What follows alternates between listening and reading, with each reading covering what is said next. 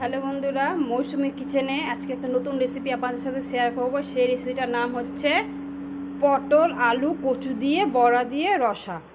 তার জন্য কী কী লাগছে: মসুর ডাল ভিজিয়ে বেটে রেখেছি, কচু আলু আর পটল ধুয়ে কেটে রাখা আছে, জিরে আদা লঙ্কা, ফোড়নের জন্য হচ্ছে 5 ফোড়ন আর তেজপাতা, হলুদ, লবণ, জল আর তেল। এই উপকরণ দিয়ে হবে আমার এই রেসিপিটা। তেলটা গরম করতে দিলাম। ডালের মধ্যে আমি হলুদ লবণ মেখে নিই। ডালের মধ্যে পরিমাণ মতন হলুদ,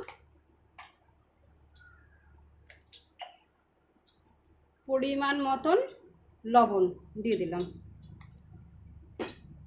এটা দিয়ে ভালো করে মেখে নিতে হবে। তেলটা গরম হয়ে গেছে, এবার আমি ডালের বড়াগুলো দিয়ে দিচ্ছি।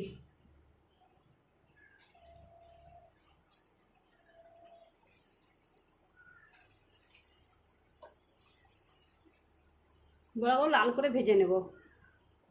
যখন বড়াটা ভাজা হয়ে গেছে আমি এবার তুলে নিচ্ছি।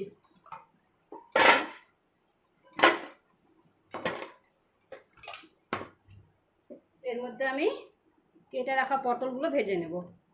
এই যে পটলগুলো আমি ভেজে নিচ্ছি।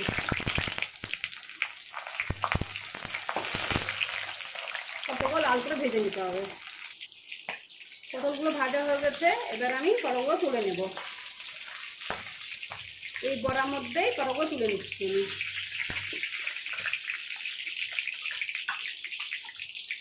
এবার আলু আর কচুটা আমি ভেজে নেব।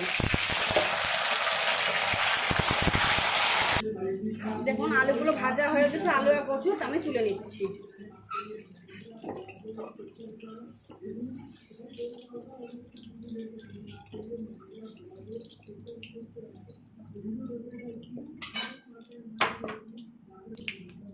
এখন আমি এই ফোড়নটা দিয়ে দিচ্ছি।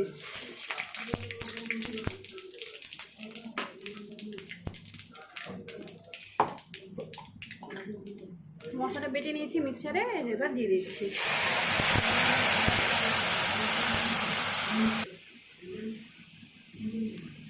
পরিমাণ মতন হলুদ দিয়ে দিচ্ছি।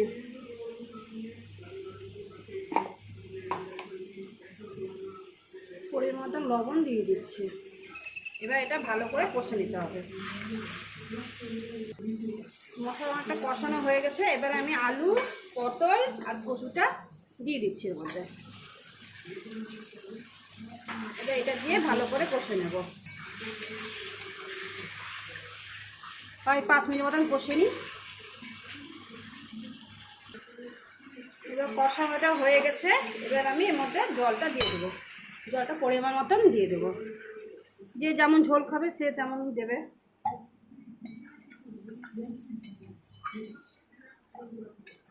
এবার আমি এটা ঢেকে দেবো। প্রায় 3 মিনিট পর আমি এটা খুলবো। এখন আমি ঢাকনা তুলে দেখি কত দূর হয়েছে। দেখুন অনেকটা হয়ে গেছে। এবং আমি আমার বাড়ির ধনেপাতা, বিলাতি ধনেপাতা কেটে রেখেছি, এটা এর মধ্যে আমি দিয়ে দিলাম। আর এই বড়াগুলো দিয়ে দিচ্ছি এর মধ্যে। দিয়ে এবার একটু ঢেকে তারপরে নামিয়ে দেবো।